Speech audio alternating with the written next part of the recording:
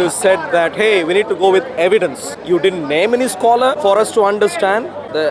Are you going to... You want scholar names? I'll get the scholar names. I want you to listen to I'm me listening. when I'm speaking. This is distracting. No, I'm getting the evidence for you. No.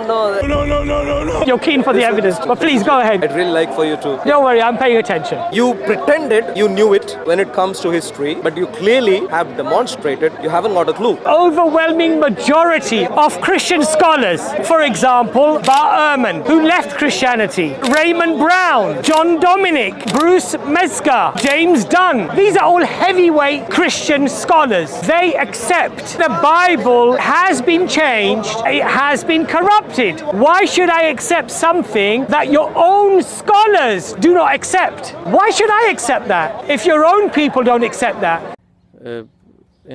So this is one thing. Now, another thing I would like to say is that I think as Jews, we have certain things that we should, in fact, learn from Muslims.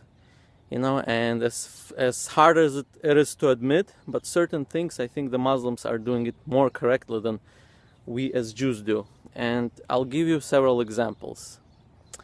So for example, the names, all the Muslims or the Arabs that I know, they have their names, which really I believe are Jewish names, or at least the names from the Torah, so the names, for example, like Ibrahim, or the names like Yaakov.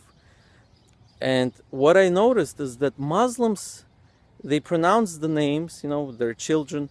I don't see them corrupting the names. Meaning Ibrahim is Ibrahim, Yaakov is Yaakov.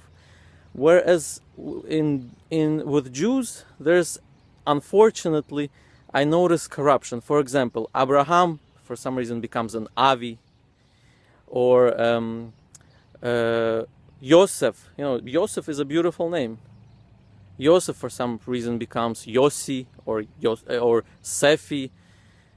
And the name Avraham, it has a meaning. Avraham means the father of nations. Av means father. Raham from the word Hamon, the father of multitude of nations. Somebody who's respected by many nations. So I don't see a reason why, as Jews, sometimes we corrupt the names to make it shorter or whatnot. I'm not sure. We call him Avi instead of Avraham. So I think this is something we as Jews should not be doing. And I think, the Muslims are a good example for us. Meaning we should, learn from them in this.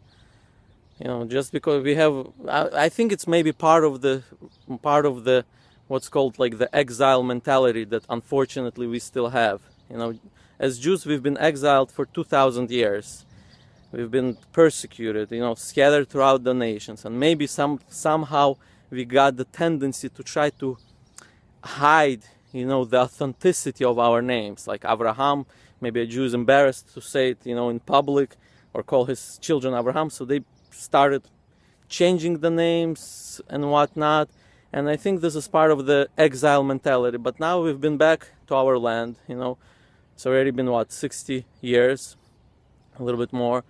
And I think this is time for us to to return to the authenticity of Judaism, meaning it's time for us to establish our own culture and the way it's meant to be from the Torah.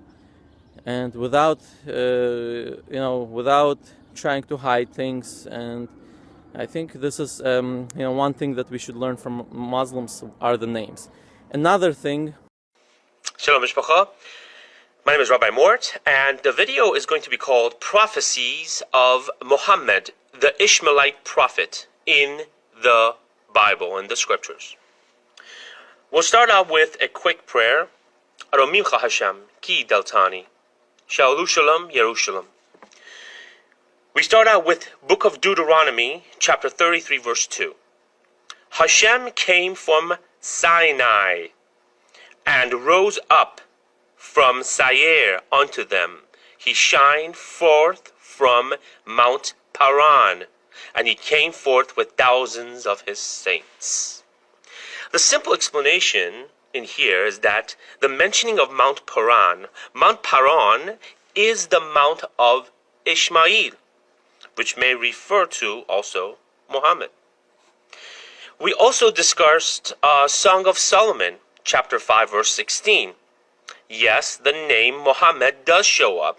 It does say Muhammadim, but the name Muhammad is very plainly in the text.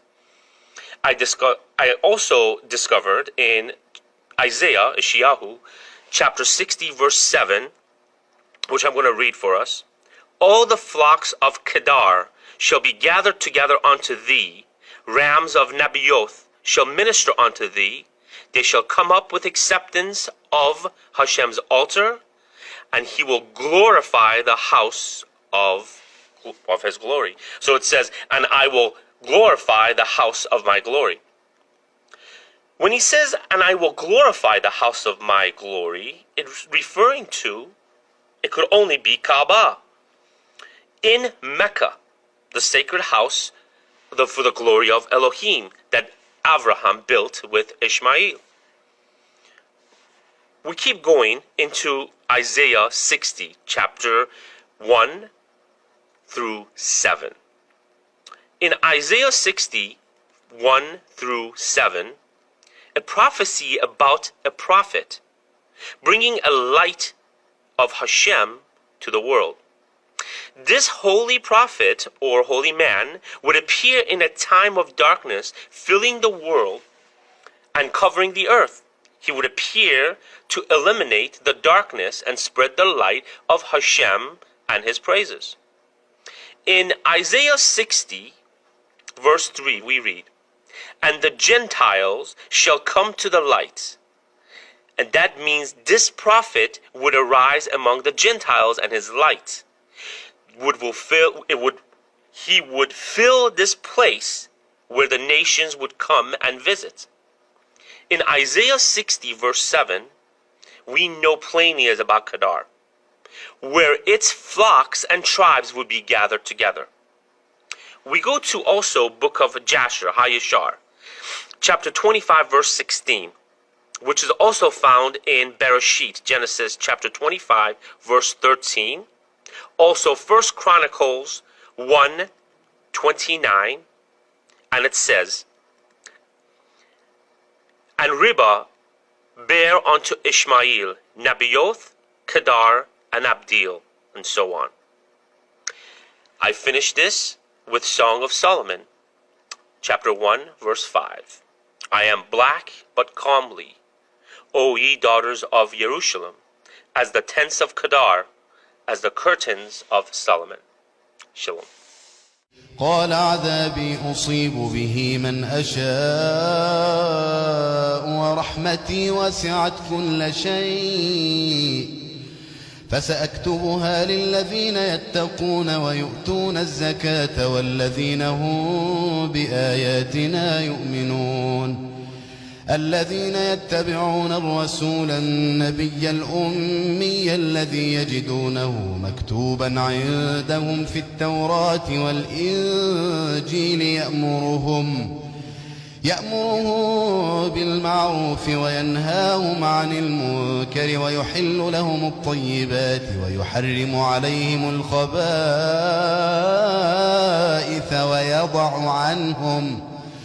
ويضع عنهم إصرهم والأغلال التي كانت عليهم فالذين آمنوا به وعزروه ونصروه واتبعوا النور الذي أنزل معه أولئك هم المفلحون.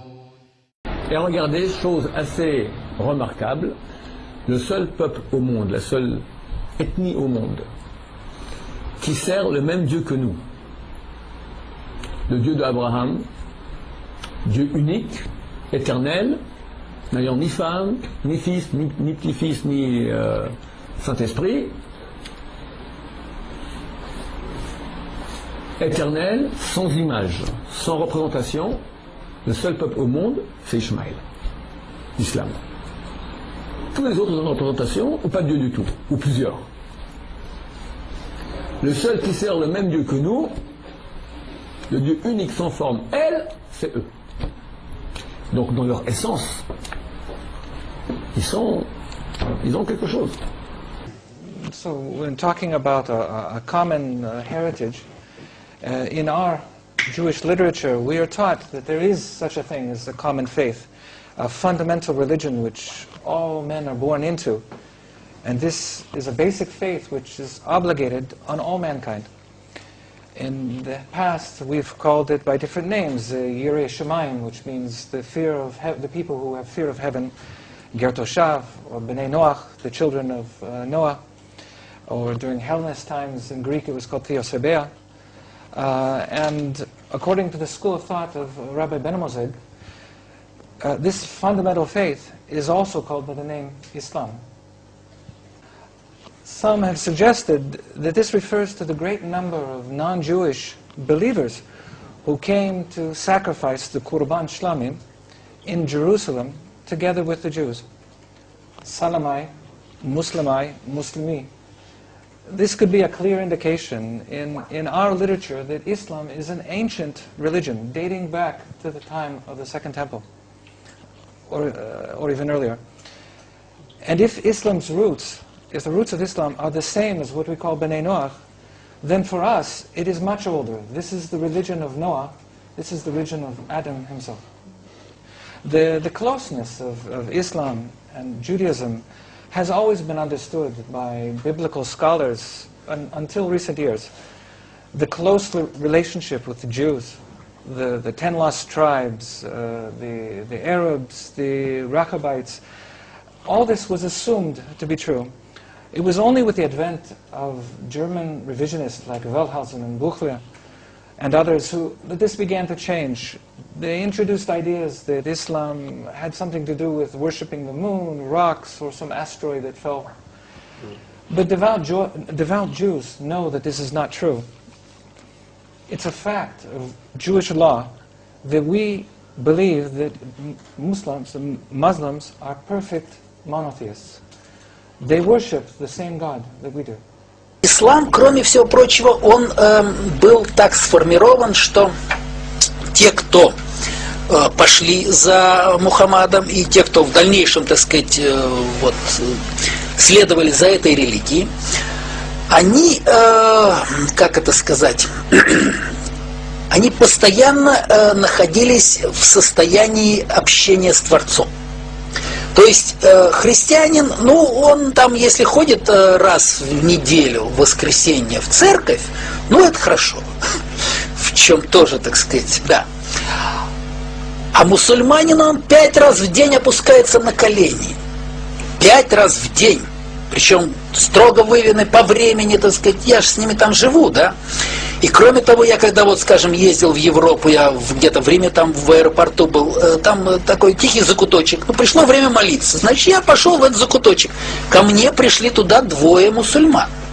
Я стоял, молился там свое, они, значит, положили газетки, стали на колени. Это ислам. И, в общем, это говорится очень много. Человек 5 раз в день, хотя бы на 5, это там молитва очень небольшая. Я смотрел, мне была возможность посмотреть молитву, что в ней написано, значит, молитва очень небольшая, но она очень серьезная, она очень глубокая. Человек на 5 минут становится на колени, наклоняется, произносит то, что там написано, он общается в этот момент со Всевышним. Это очень важно, это очень много. Поэтому ислам, в общем, это религия будущего. Так скажем, если сегодня мир не будет закрыт, в силу того, что государство пока что, которое называется Израиль, существует, а это мы сейчас находимся именно на этой стадии, значит, идет стремительное закрытие мира. Потому что государство не имеет права на существование. 1,5 года назад закончились все возможные допустимые сроки, все. Мир начал закрываться. То есть, Всевышний закрывает мир. Все эти, так сказать, экономические и так далее, все эти катастрофы, которые идут одна за другой, любые попытки какого-то дальнейшего прогноза, значит, остановки, выброса, это все бессмысленно. Мир будет закрыт. Это неизбежно. Если не, так сказать, ликвидируют это государство, которое является как раз корнем зла. Так вот, если удастся его ликвидировать, то где-то лет через 70, я так думаю, большая часть населения Земли будет исповедовать ислам. Потому что это религия, которая, достаточно сильная правильная, и она людей ведет в том направлении, в котором нужно. Единственное, что, конечно, там есть проблемы. Шииты, сунниты, значит, у них друг с другом нестыковка идет по некоторым вопросам. Ну, это понятно, но это пока что я так надеюсь, что если удастся все-таки выйти на такой уровень, чтобы ликвидировать, так сказать, то, что у нас сегодня есть, вот корень зла, то тогда и уйдут все проблемы, которые есть между ними. И действительно, большинство людей в мире начнет исповедовать ислам. Сегодня уже этот процесс виден, потому что они, так сказать, заполняют, распространяются. И там, я уж сейчас не помню, где-то в одной из европейских стран там категорически запретили строить новые мечети. Да. Но, потому что идет распространение. Будущее мира за исламом. Да, Швейцария, совершенно верно. Будущее мира за исламом, это совершенно точно. Если удастся вот сегодня локализовать ту проблему, которая имеется.